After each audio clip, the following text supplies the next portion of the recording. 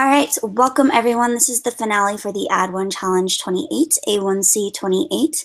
And as a part of the finale, we're going to answer a few of the questions that you submitted to us prior to the finale. And we're also going to select the winner of the Add1Challenge 28. So before we get started, I want to take a moment to give our panelists and finalists the opportunity to introduce themselves. So today our polyglot panel includes Lindsay Williams. So Lindsay, why don't you go ahead and introduce yourself?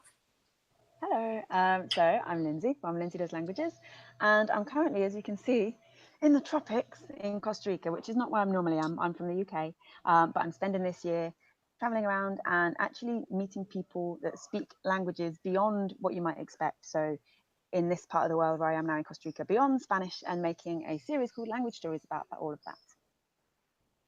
Great. And we also have Benny Lewis. Benny? Hey everybody, I'm Fluent in 3 Months guy and I'm based in New York, and I'm looking forward to a very exciting 2018 with lots of challenges, language learning and otherwise. So I'm very happy to answer any questions people have as well. Great. So our finalists for Add1Challenge 28 are Ola Jagieska and Daniel Calhoun. Daniel is here with us today. Ola unfortunately couldn't make it, so I'll give her a brief introduction. Ola's native language is Polish. She learned Russian as a part of the Add1Challenge, and she joined to gain motivation and meet more people. So Daniel, I can go ahead and hand it over to you now if you'd like to introduce yourself. Sure, I'd be glad to. My name's Daniel Calhoun. I live in West Texas in the United States of America, and this morning is quite cold here.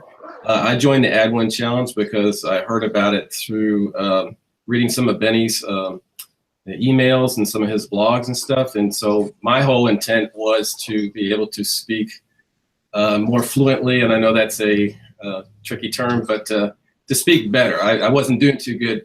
My reading comprehension was up here, my writing was here, and speaking was way down at the bottom. So that was my intention, to be able to speak more fluently. All right, great.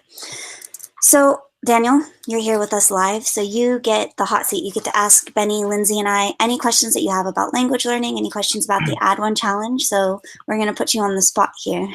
Sure, great. Well, I guess one of the really nagging questions that I have, because I believe everybody has full-time jobs and whatnot, and for me it's the same thing. And so my challenge was finding a set time every single day, getting into a routine, to be able to just make sure that I get my study time in every single day. And so I guess my question is, how do you guys do that? How do you find time? I'm a morning person, and so for me to find the time, I have to get up literally like at 3:30 or 4 o'clock in the morning to be able to get everything done before I go to work, because I work at an elementary campus and oversee a bunch of students, about 700 students, and so I have to be there like at 6:45. So. Okay, can I start this one off? Yeah, as soon as you said you're a morning person, I was like, yes, me too. Equally morning person, so I can relate to that.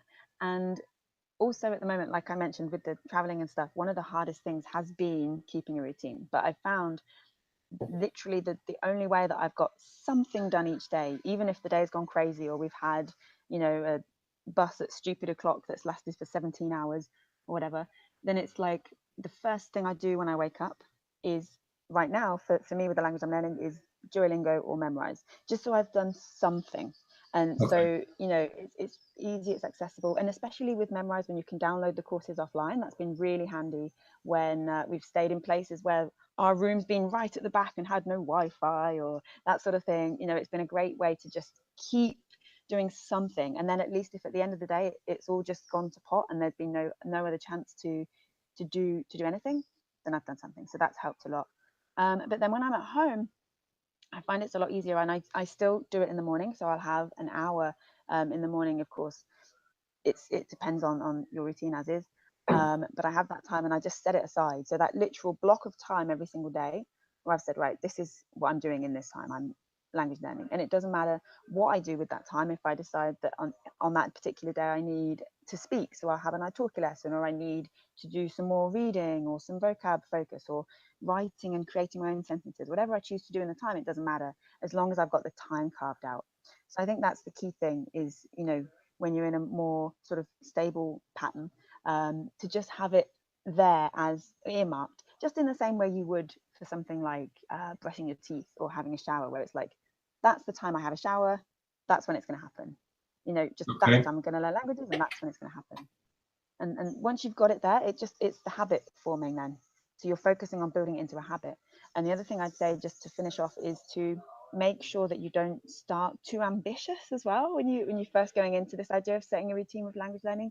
So rather than think, I'm going to do 3 hours every single day, more a case of, okay, I'm going to start maybe with that, just 5 minutes on Duolingo, memorize whatever it is, just so there's something, and then build that up so that it can become a longer period of time, rather than starting in at the deep end. It's much harder to maintain that way, but easier to build it up. Right. That's one of the big mistakes I made with this Add1Challenge. Was I started out, I said I'm going to do 30 minutes a day. Well, I got so excited, you know, I was doing an hour, 2 hours a day, and then I hit a wall where I actually was sick of studying. Yeah. So I had to back off and pace myself. Yeah. Well, here's another question. What do you do? I don't know about y'all's situation, but I'm married, have a spouse, and ironically, her maiden name is Couvion, but she doesn't speak any French. And then I have my daughter and her children that live with me, and no one in the house is as excited about learning languages as I am. And so they actually become a little bit jealous and upset that I spend time, you know, carving out a piece of time during the day to study languages. So have you all had to face those challenges?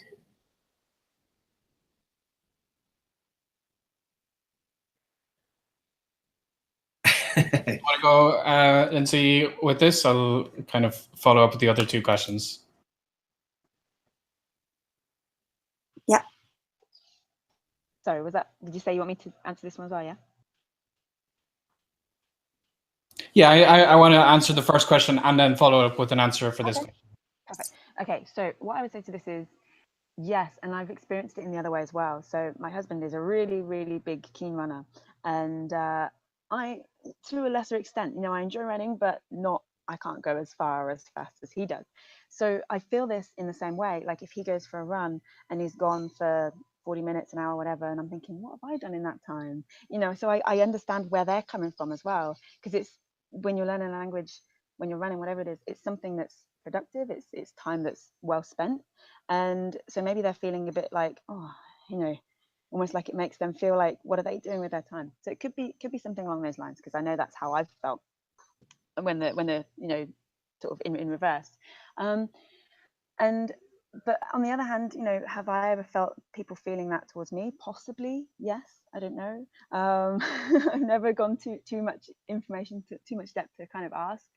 But I guess it's just a case of carrying on. You never know who you'll inspire, or maybe, you know, if they kind of see you being really consistent with it and doing it, will they actually turn around and think, you know what, actually, maybe this is something I can do. If my husband can do this, then maybe I can too. So it may actually turn into a positive, and they may become inspired by you to then go on to learn languages. So maybe try and harvest that in some way, to try and share it with them, you know, say, you know, I learned this today, this French word, how crazy is this? Look at this, you know, just try and share those little enjoyable nuggets of what you're learning, to see if that just inspires them a little bit to do it with you. Because then once, you know, obviously, you know, it's not a case of make everyone in the world learn a language, but once people are almost on side with you and with what you're doing, then that can help to, then you can encourage each other then, rather than feel like you're sort of doing this big long slog on your own. Does that make sense? Yes, it does. Yeah. Right. I tried to inspire them, you know, like I teach them phrases, but I haven't really got them hooked yet. But I think they're coming along. I think they probably thought I was crazy when I started this. Like, what are you doing? You know, where are you going to find the time? But I think they've come to realize that it's not going away, because I still have ambitious goals to take my French to the next level, to learn Italian, would be my next language. And so, you know, I think they've come to grips that I'm going to keep doing this regardless. I still love them, but I have to find place for the language learning in my life. Yeah, it's interesting because to like address this, one thing that's been a dramatic change for me is the majority of my language learning life, I was by myself and traveling by myself. So I didn't really have anybody who I would bother, as it were, if I was to switch languages. Right. And then the last 4 or 5 years, I've been with Lauren, and we would speak together in English. And she's had a couple of her own language learning projects, and she works behind the scenes on the blog. But ultimately, the majority of my language learning time and energy isn't something that would align with her interests. So one way is, of course, to try to inspire that person to learn with you.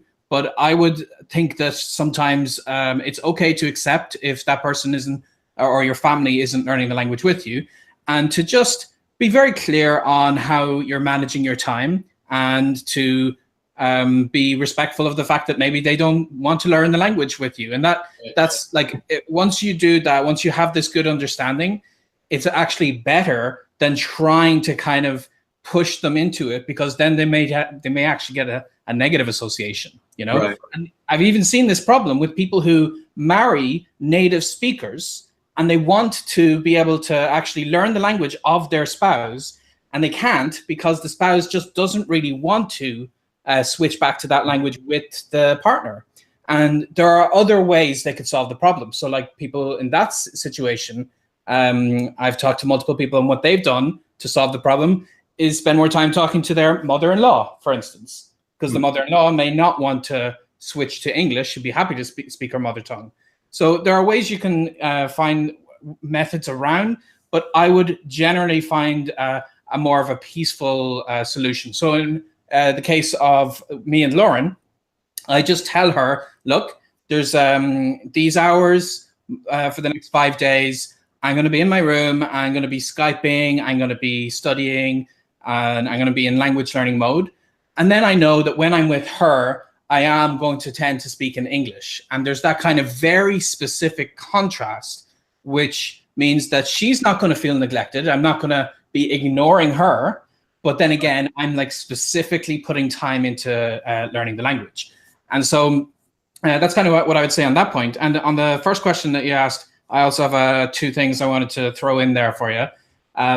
One thing is, now that this particular challenge is kind of at the end for you, and you'll have kind of more in the future. Like if you think of the next couple of weeks as a way of maybe tackling things that were making the challenge harder, that weren't necessarily about the language. So problems with your routine. In my case, I want to get back into improving my language skills, but I'm actually devoting this entire month to fixing my routine problems. Work backlogs that are slowing me down, things that are affecting my sleep patterns, all of this stuff that ultimately, if I was to start a language challenge today, I would not do well at it. So I'm doing the things that would give me better chance of success by fixing my routine problems separately. And whenever I have my 3-month projects, it's not like I go 3 month, 3 month, 3 month, like one after the other. When I had those, would do them once a year. And the other 9 months would be about me saving up the money so I didn't have to work as much during that period, or solving other problems and getting in better shape and making sure I'm eating the right foods and so on, so that I hit the ground running. Whereas at this time of year, a lot of people are trying to learn language, get in shape, and learn how to dance and play the guitar and like a billion things. And sometimes it's better to kind of ease yourself in. And then finally, the other thing I would say is, in terms of you're busy, you have a lot of stuff on your plate. So another way that you can integrate language learning more into your life is, instead of thinking, how can I find the time to learn the language? Because you're doing that to the best of your abilities. Sometimes It's thinking, what am I already doing that I can change to do it in my target language? So if there are things you're doing by yourself, so like in my case, for instance, I like playing games. I have my Xbox here, and all I do is change the language of the games that I'm playing. It's a small thing. Some of the games, they don't have a lot of language interactivity, but it's still me actually using the language I want to actively practice. And then there are other things that I could do. So for instance, sometimes one thing I've experimented with is Lauren and I might be watching the same show on Netflix, but she's logged into a different account. I'm playing it on my phone with the headphones in, and I'm listening to a dubbed version in a different language. So we're actually sharing the same experience. We're laughing at the same jokes, but rather than, again, forcing the language on her, I'm listening to it separately in my target language. And it's kind of the best of both worlds because we're both sharing the same show, but I'm still getting some language learning practice. So this is kind of, you know, in my downtime. So think of what are you doing in your downtime, and are there ways that you could do that in the target language? That's good. I appreciate that. And I've done quite a few of those things. I've switched my iPhone to French. My computer is all in French. Everything electronically that I have is in French except for the car. And I would have done that, but it would have upset my wife because she wouldn't have been able to read it. So, well, you know, so sometimes you can also find ways to switch languages quickly. And like, for instance, I'm big on smart home technology. So we've got the Alexas and Google Homes everywhere. And one thing people don't realize is you can set individual devices to different languages. So I can actually speak to my Google Home in French if I want. Unfortunately, they don't have Spanish for some reason right now, at least the ones I've been using. But I can switch it to French. But Lauren isn't affected. She could still speak to the other, because they're only $30. So she could still speak to it in English, you know? So you may be able to find a way to switch your car's language quickly. It depends, like if it uses Android Auto or something like this, you can change things. There may be a solution, and even if there isn't, again, if you can think of a way around it, like I just bought 2 Google Homes. One is the English, one is the French, you know? So sometimes thinking outside the box will give you a solution to the problem. That's good. Great. I appreciate that. One of the things I was really afraid of doing, and you guys have addressed it through some of the emails and blogs, was to actually get onto italki and actually start speaking, because it's like you said, Benny, in the blogs that you've written, I've got tons of books. I've got tons of resources. I did everything but actually just start talking to somebody. And once I got past that fear, I've been using italki at least once a week now. That's been real helpful. But I'm just curious. I know this sounds crazy, and Shannon, I think you addressed this in one of yours, about talking to myself. For example, when you get up and do the morning routine, you go take a shower, you shave. Well, I'm not shaving now, but anyway, you know, getting ready in the morning, brushing your teeth, whatever. Is it a good idea to kind of experiment with this, like talking about, I'm taking a shower now, or I'm in the shower now, I am going to take a shower tomorrow, you know, that kind of stuff. Do you find that helpful? Yeah, I do a lot of self-narration. I do it especially a ton when I'm driving. So I imagine I'm having a conversation. It would be about maybe what I'm going to do that day. So I would pretend that I'm like telling someone what I'm doing. So I would say, okay, I'm driving to work. When I get to work, I'm going to work on this project. And then after, you know, I have a call. And then when I get home, I'm going to make dinner. And then I'm going to like do this. And so I kind of, or I'll pick a topic, like maybe I'll try to explain like something specific in the language, but basically I imagine this conversation in my head and I say it out loud in the language that I'm learning. So in your case, it would be French. And then what happens is that immediately I can figure out where the gaps are in my vocabulary. So I'll say, okay, I didn't know the word for this thing, or I wasn't quite sure about the structure of this thing. And that gives me something immediately that I can look up the next time I sit down to study. And so I find self-narration extremely helpful. I do it more conversation focused rather than like task focused. So if I'm going to take a shower, I wouldn't necessarily talk about going to take a shower because it's not something I'd probably tell someone in the language that I'm learning. Okay. So instead, while I'm taking a shower, I'd self-narrate about something that I would talk to someone about in that language. And so that would be kind of what I would do in that instance. And I do find it really useful because it does show you where the gaps are. And you want to find those gaps because that gives you a place to go the next time you study. Right. Lindsay or Benny, do you have anything to add? I have a question for you, Shannon. When you talk about the self-narration, do you always do it out loud, or do you sometimes do it in your head? What's the sort of ratio on that? I usually try to do it out loud. So like my husband's just kind of gotten used to the fact that I do stuff like this, so he doesn't think I'm so crazy anymore. He probably does, he just doesn't tell me anymore. But I do it a lot in the car, so I do it out loud. If I'm in a situation where I can't, like maybe I'm waiting in line and I want to use that time, I will do it in my head, but I try to speak because again, it's like training the muscles and actually coordinating your mouth to create those sounds. Another thing that I do is sometimes I'll read out loud. Like a lot of my course books for languages are in French to study other languages. And so like I'll just read the book out loud. Sometimes I'll even record myself to hear how I'm sounding. So that way I can kind of give myself feedback on it. And I will also record myself narrations if it's convenient to do that. So I do believe that speaking out loud is really helpful because, like I said, you're actually using the muscles that you use to speak. And so it makes speaking more comfortable, so you're less self-conscious when you do it with another person. Awesome. Something else that I've been thinking about doing, I don't know where I heard about it from, was like, for example, in the different rooms like the kitchen or the bedroom, putting up a word wall. I know we do that in the elementary campus for the students, but I thought about this idea because I'm starting the next Add1Challenge. I thought about putting up a word wall in the bedroom or the kitchen, words that or relate to that space, and then thinking about when I see the word, trying to formulate, like you said, self-narrate some sentences using those words. What are you guys' thoughts on that? Yeah, sounds like a good idea. Sounds like a helpful. And even what I love about stuff like that is when you're creating a thing, even if it's a case of having a notebook where you write stuff down, that process of the creation of a resource in that sense is also quite helpful. It can be part of the learning. Yeah, that sounds like a cool idea. And then it's there, you're on the computer, you've got the little buffer wheel spinning away, you look up to the wall, okay, let me make a sentence quickly with one of those words. I like that. Yeah. Well, I'm going to give it a try.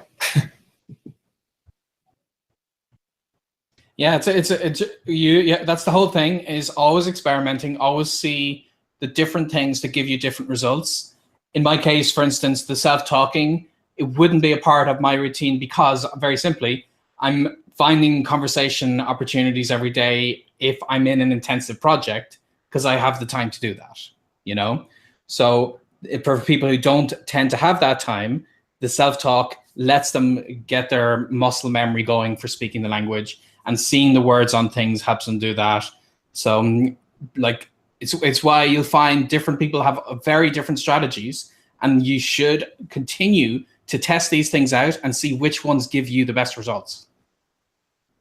I have an italki question for you guys. On italki, so far I only have one person that I've been utilizing, a French teacher, and so thoughts along the lines of, I feel guilty about,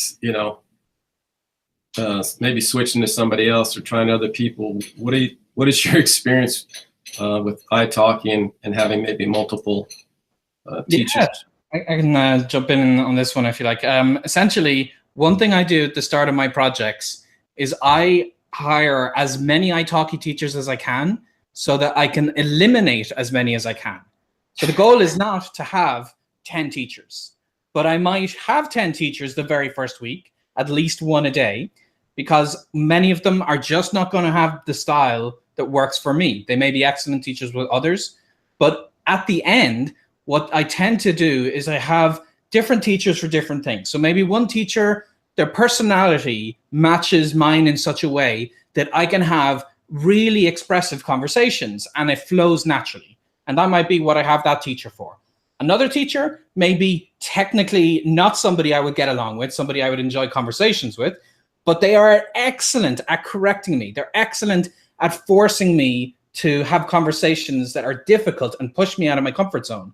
So I might have them booked as often as I can. And I do not think that any teacher who wants the best for you is going to be angry at you for having other teachers, because anyone has to accept that they cannot solve all problems. So I would maybe have different teachers for different things that you want to work on, or different teachers for different strengths they happen to have. One teacher may be excellent at pushing you out of your comfort zone, whereas another teacher is excellent at you taking control and you deciding this is what you want to practice today. That teacher is very good at letting that happen. So absolutely try with as many teachers as you can, and don't feel bad about not following up on them. Test out everyone who looks like they could be good for helping you what you need to work on, and then just simply keep up a schedule with multiple ones. Okay, well, thank you. That's good advice. Can I just add something on that? Oh, sorry. No, go ahead. I'm sorry. I was just going to say, yeah, I've done that same thing that Benny said of having multiple teachers. Like I remember when I did Portuguese, it was really short, intensive. It was like a summer project, and I just wanted as many hours of the day as I could speaking with people. And you can't necessarily in that instance rely on one person. Like, okay, I want to speak to you for 3 hours today. No, it's a bit intense. So you know that worked really well. At the minute, however, I'm learning Guarani. There's one tutor on Italki for the language, so I'm very much restricted. And what that means, if you know whether or not it's a choice or it's just the way that things are, that you have that one tutor, it's also important to remember that it does also come down to you. You know, and a teacher can only do so much, regardless of whether you have 1 or 10 or 15 or 20, whatever. And so, you know, I feel like, okay, I've got a session booked, but that alone isn't enough. So I have to think about what I'm going to do beforehand and almost take the lead. And again, that's going to depend on your particular tutors. I noticed in your 90-day video, you had some homework that you'd done. So obviously your tutor's really good at like giving you things in between, which is really great. Right. Whereas mine, it's we have lessons as and when we can. We've both been quite busy over the past few months, and so yeah, sometimes I have to think, okay, what do I actually want from this session, and actually take some sort of prerogative and maybe write something beforehand that I can share and say, how is this? Can we work on improving this? So just think about that side of things just as well. It's just from thoughts of someone who is restricted to one tutor at the moment. Okay, thank you. That's good advice. So I found that living in West Texas, there's not many French speakers here. Obviously, a lot of Spanish speakers. So what I've done is try to make a game out of it.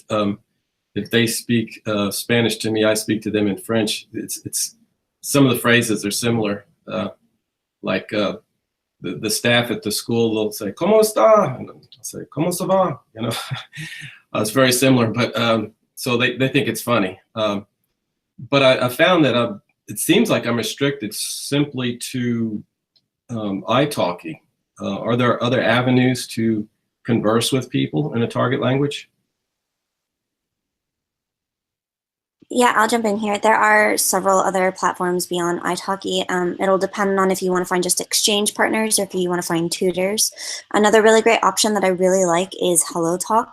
You have the option to send voice notes to your exchange partners, so you don't have the pressure of a real-time conversation. And it's a bit like text messaging, but you can also do voice notes, or you can do phone calls, or you can do video calls. So it's really versatile. And I've had good experience with it. You can actually view the profiles of people and see if you have common interests and things like that. So you kind of know in advance if you're contacting someone that you might have shared interests with and that you might enjoy speaking with.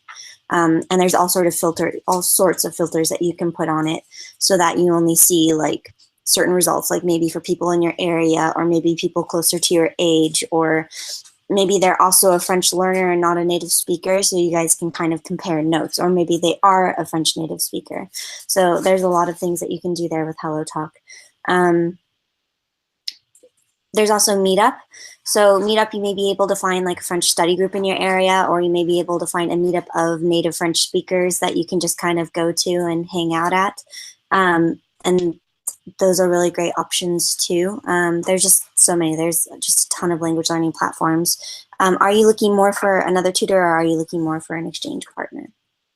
Just somebody to practice conversation with. So anybody. Okay. Yeah. Lindsay or Benny, do you have anything to add? Yeah, something that kind of struck me recently was a friend and fellow language internet person, Kirsten, had moved to a completely new town and just put up some posters in her local area saying Welsh learners meet this day, this time, this place.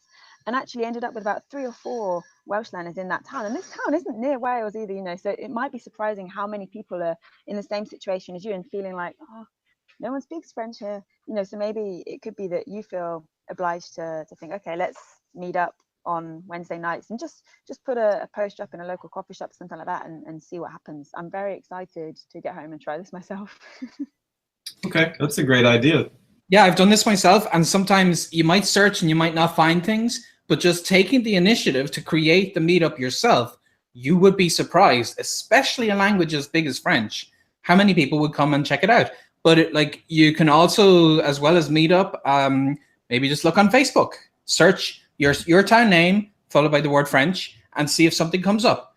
And sometimes, depending on the networks and the towns, you'll find other social networks have the option to search per language. Something I did for many, many years while I traveled is I would use couch surfing, but not just for the free accommodation or for hosting people. I would use it because it had a very good language search, and I would search people in Amsterdam who spoke French, people in like Argentina who spoke Esperanto. And a bunch of people would come up and I could contact them and say, hey, let's have lunch. And the availabilities, depending, of course, on the networks, on who like it tends to be there in your town, are pretty open. But if you can take the initiative and start meetups yourself, people will join you. Okay. Sounds like a very scary, brave thing to do. Yeah, the best things come from scary, brave things. Yes. Yeah. I have a quote around here. It says, do one thing every day that scares you. That's right. Yeah, that's from Buzz Luhrmann's Wear Sunscreen, or it's probably from other things, but that's what I think of it from. I must say that I like, I guess, where Add1Challenge is going, the format with the Slack and whatnot. You know, I was in the 28 group, and I know there were some challenges like switching between Slack and then the Add1Challenge webpage and whatnot. But it seems like you guys have pulled it all together, and I've seen a lot of activity on Facebook and whatnot, which encourages me, because that's what I'm looking for, is more of a group environment, you know, team mentality. We're all in this together kind of thing. So that's exciting to me. Yeah, I'm glad to hear that you enjoy Slack. Shannon's doing a great job of getting people kind of embracing Slack. It's one thing that especially to make it future-proof, because Facebook just changes too much. Like something came out, they're going to like push away things that aren't friends updates in your feed. So like stuff like that, I'd be worried that if we wanted the Add1 community to remain strong, we need something that people can just rely on. They just go there, it works. You can change its own notifications to what suits you. Like when I've been on like for me personally, when I was in Add1 on Facebook groups, then it was an either or thing, because I had to set it to be the way my notifications were for everything. So I just love Slack. I'm a huge Slack fan, and I'm very glad that you're enjoying it. But it's Shannon who's been the leader in getting everybody over there, and she kind of suggested it in the first place, and I was very happy when she did. It just made so much sense to me. Yeah, I love it. I think it's great. That makes me so happy to hear. So I'm sure you'll enjoy using it in the new challenge. Yeah. All right, so we're going to go ahead and wrap things up. Benny or Lindsay, do you have any final encouraging words for Daniel or Ola, even though she's not here? Just, yeah, a big well done for where you've come so far. And Daniel, I know you've already signed up, you said, for the next one, right? For Yes. French still? Yes. Cool, so keep going. Yeah, that's all I would say. Thank you. Thank you. Yeah, just congratulations, because like completing this intensive thing is no walk in the park. Like I look back at every challenge I've ever had, and I can feel proud at the work I put in when I see the results. And then I've had one or two that I was lazy in, and you really see the difference. And like just knowing the hard work you put in, just always remember that. Just you're going to run into challenges, and you're going to come up to prospects like the suggestion of, create your own meetup, which is a very scary thing. But once you break through these very big barriers on the road, then you're essentially pushing yourself up another very big notch. So keep at that. Well, thank you. Thank you. I must say that's what I love about the Add1Challenge. I find it exhilarating. I find it exciting, and I find it like stepping out of the boat, kind of walking by faith kind of thing, because so many times I really didn't know what I was doing. It's just stepping out there, kind of try this thing. And I found out what worked and what didn't work for me. So. Well, for me, it was just an absolute pleasure getting to watch the two of you progress, because both of you were a little bit nervous about getting to that 15-minute conversation, and both of you succeeded in getting there. So just really well done with all of your hard work. So we're going to go ahead and announce the winner. The prize, since Add1Challenge 28 didn't have 50 participants, is $100 in italki credits. Yay. And the winner of the Add1Challenge is, drumroll, is Ola. Unfortunately, she couldn't make it here with us today. She had other commitments, so we'll go ahead and send her a message to let her know that she's won the Add1Challenge. But Daniel, seriously, amazing job, great work. We had a really hard time choosing who was going to win this challenge. So we look forward to doing the next challenge with you. Thank you so much, Benny. Thank you so much, Lauren, or Lindsay. Oh my gosh. Sorry, Lindsay, for joining us today. Thank you, Daniel, for taking some time and coming up with such wonderful questions for our hosts. And thank you, everyone who's watched. If you want to hold your 15-minute conversation in a language with a native speaker in just 90 days, you can visit add1challenge.com to find out more information on how to join and what participating involves. So thank you again, everyone, and have a great rest of your weekends. All right. Happy language learning, everybody. Thank you.